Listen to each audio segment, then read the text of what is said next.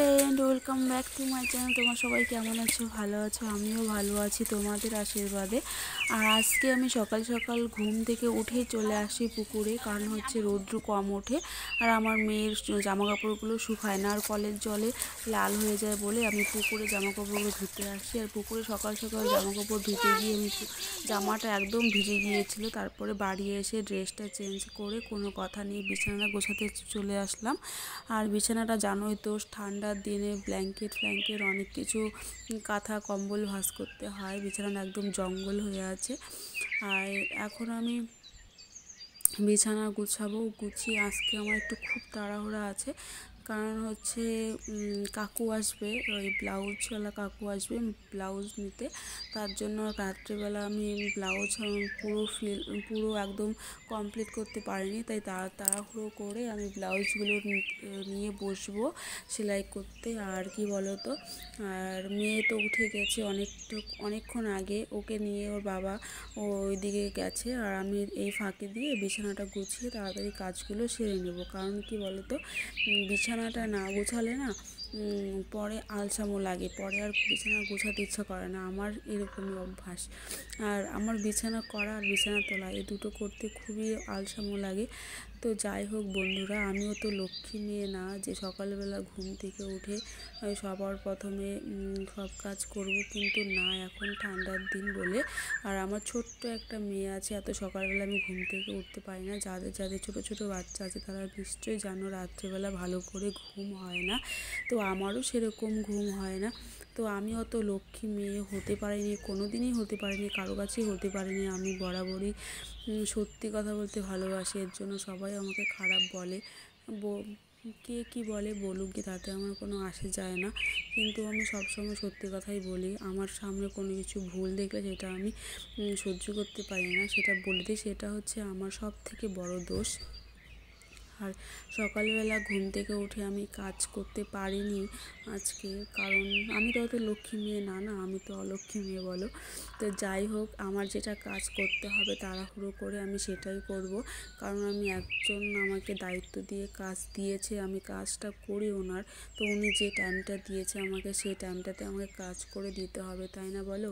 তো সকালবেলা ঘুম থেকে উঠেই আমি প্রথমে ব্লাউজ নিয়ে বসবো। আর এই যে বিছানা, কারণ বিছানাটা না গুছালে তো আমি আর অন্য কাজে হাত লাগাতে পারবো না। এই দেখো, আমি ব্লাউজ নিয়ে বসে পড়েছি, কারণ রাত্রেবেলা কালো ব্লাউজ তো চোখে ভালো করে দেখা যায় না, এর জন্য রাত্রেবেলা কমপ্লিট করতে পারিনি।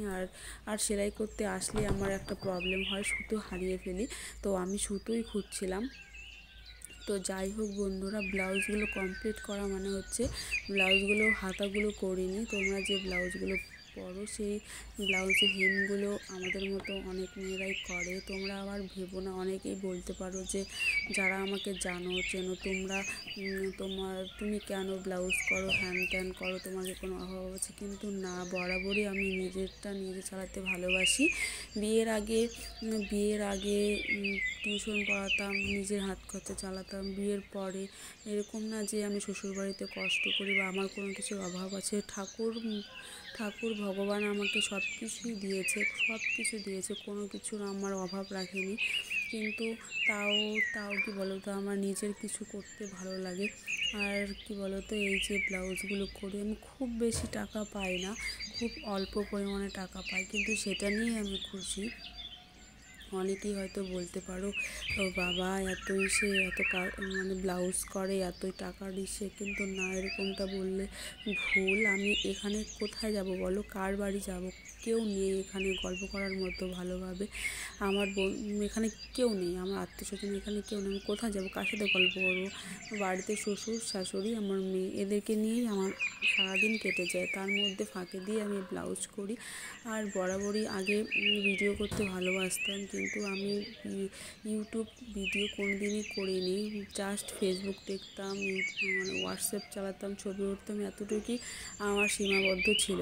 কিন্তু কেন জানি না, হুট করে মনে হলো যে আমি ভিডিও করতে ভালো লাগে, সবাই করে, আমি কেন পারবো না? আমি কেন আমার এই মনের ইচ্ছেটাকে কেন গুরুত্ব দেব না? তার জন্য আমি ইউটিউব চ্যানেল খুলেছি।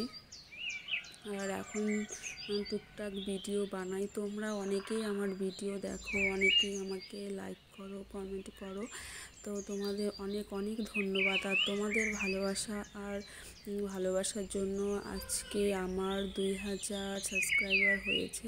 তার জন্য তোমাদের অনেক অনেক ভালোবাসা, অনেক অনেক ভালোবাসা। তোমরা আমার এভাবেই আমার পাশে থেকো। যাই হোক বন্ধুরা, আমার ব্লাউজগুলো করা কমপ্লিট হয়ে গেছে আর এখন আমি চলে আসছি ছাদে।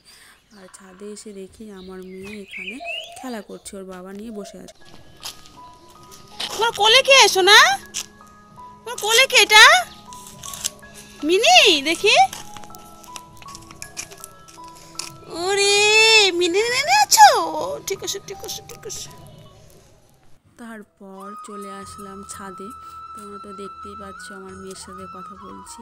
আর আমার মেয়েকে দেখো, সাথে একটা ছোট্ট বিড়াল নিয়ে বসে আছে। ও খুব বিড়াল খুব ভালোবাসে।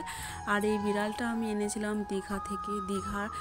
আমি ইউটিউব চ্যানেল খোলার হয়তো 10 দিন আগে দীঘা দেখে ঘুরে আসছি। তখন আমার মনের মধ্যে কোনো ইউটিউব খোলার বা ভিডিও করার কোনো ইচ্ছে ছিল না। ইচ্ছে ছিল কিন্তু সুযোগ পাইনি করার, সবার বাড়ি থেকে তো এসে করে না।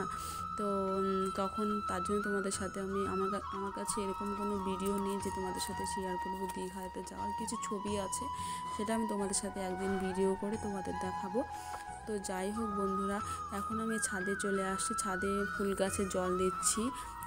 রোজ রোজ আসা হয় না, আর যেহেতু ব্লাউজগুলো করা হয়ে গেছে তাই ছাদে চলে আসি। আর ছাদের ফুলগুলো দেখো এত সুন্দর লাগছে, কি বলবো। আর এবছর আমি কোনো ফুল গাছ কিনে আনতে পারিনি। এই বছর না, ও বছরও আনিনি, যাওয়া হয়নি ফুল গাছ আনতে। তো দেখি এবছরটা যাক, সামনের বার একটু ফুল গাছ আনবো। আর এবছর যা আগের ফুল গাছগুলো ছিল, আগের ফুল গাছগুলোর মধ্যেই ফুল ফুটেছে। কী বলতো, এই ফুল গাছগুলোর সাথে আমার অনেক অনেক স্মৃতি জড়িয়ে আছে। কী বলতো, যখন আমার বিয়ে হয়েছিল তখন আমার বর বাইরে গিয়েছিল। সে বাইরে থেকে এসে আমাকে এই ফুল গাছগুলো কিনে দিয়েছিল। তখন তো আমার বেবি হয়নি, তখন আমি এখানে একা একাই ছিলাম। আমার শ্বশুর শাশুড়ি ছিল, তাদের সাথে আমি কতক্ষণ না সময় কাটাবো। তখন আমি ফুল গাছগুলোতে আসতাম, ফুল গাছগুলোতে জল দিতাম, যত্ন আত্তি করতাম, ওদের সাথে আমার অনেকটা সময় কাটতো। তো এখন তো ফুল গাছ ও আছে বাড়িতে, এখন ও যত্ন করে। তো যাই হোক, ফুল গাছে জল দিয়ে নিচে চলে আসছে। আর এই দেখো আমাদের পাড়াতে নতুন অতিথি আসছে, 7 জন। দেখো বাচ্চাগুলো কি ভয়, আমার কুকুরের বাচ্চা ভালো লাগে কিন্তু ভয়ও করে। তো বাড়িতে চলে আসলাম, কাকু আসছে, ব্লাউজ দিয়ে গেছে, আবার কালো মাল দিয়ে গেছে, এই হুক, এই টিপ বোতাম আর কালো সুতো আর সবুজ সুতো দিয়ে গেছে। তো ব্লাউজগুলো পরে আমি মাঠের দিকে চলে আসছি। তো দেখো আমাদের মাঠ, তোমাদের সাথে আমি আগে ভিডিও শেয়ার করেছিলাম, তখন মাঠে খুবই জল ছিল। তখন আমি নৌকো নিয়ে আমার বরের সাথে ওই শাপলা নিতে আসছিলাম, তখন তোমাদের সাথে শাপলা রান্নাও অনেকটা শেয়ার করেছিলাম। কিন্তু এখন বাড়ি থেকে আসার পরে দেখি জল শুকিয়ে গেছে। তো তোমাদের সাথে এখন শুকনো মাঠের ভিডিও করলাম। আর এই দেখো আমার মেয়েকে আমি কিন্তু স্নান টান করিয়ে আসলাম। আর এখানে বাবা বসে আছে, কারণ বাবা মাঠে কাজ করছিল, কোদাল দিয়ে পাশ কাটছিল। আমাদের কোচবিহারে পাশ বলি, মাঠের আল কাটাকে পাশ বলি। তো যাই হোক, এটা হচ্ছে আমাদের মোটর ঘর, আর বাবা এখানে রেস্ট করছে। খুব রৌদ্র উঠেছিল। আর এই দেখো আমাদের মোটর ঘর অনেকটা ভেঙে গেছে, কিন্তু ওপরে ছাদ নেই, কিন্তু ভেতরটা এই দেখো মোটর জল দিচ্ছে সবাই। আগে ও বলেছিল যে আগে নাকি খুব ভালো ছিল মোটর ঘরটা, কিন্তু এখন আর আগের মতো ইনকাম হয় না এই মোটর থেকে, তাই অতটা যত্ন করা হয় না। এই দেখো আমাদের মাঠের কল, এই কলটা কিন্তু ভালো, আমি সেদিন এসে কিন্তু ভিডিও করেছিলাম। দেখো কল থেকে জলও পড়বে। তো যাই হোক বন্ধুরা, আমাদের মাঠটা কিন্তু খুবই সুন্দর। এই দেখো আমাদের হচ্ছে বিচুন ক্ষেত, আমরা তো কোচবিহারে এটাকে বিচুন ক্ষেত বলি, বিচুন এগুলোকে ধানের বীজ হলে, গাছ হলে সেটাকে আমরা বিচুন বলি। আর ওই দেখো এখানে শস্য করেছে। আমাদের এই মাঠেও শস্য করে, কিন্তু এই বছর হয়নি, জল ছিল বলে। তো যাই হোক বন্ধুরা, এখন একটু বসে আছি, একটু পরে বাড়ি চলে যাব। তো তোমাদের সাথে আমি অনেক কথা শেয়ার করলাম আজকে। তো তোমাদের যদি আমার ভিডিও ভালো লাগে তাহলে লাইক, কমেন্ট, শেয়ার আর সাবস্ক্রাইব করো। আর আমার 2000 সাবস্ক্রাইব, আমার পরিবারে 2000 ফলোয়ার্স হয়েছে, তার জন্য অসংখ্য অসংখ্য ধন্যবাদ। আর এইটা হচ্ছে আমাদের কচু ক্ষেত, কয়েকদিন পরে কচু হবে আর আমরা খাবো, আর তোমাদের সাথে ভিডিও করব, ঠিক আছে? তো টাটা বন্ধুরা, সবাই ভালো থেকো আর এভাবে পাশে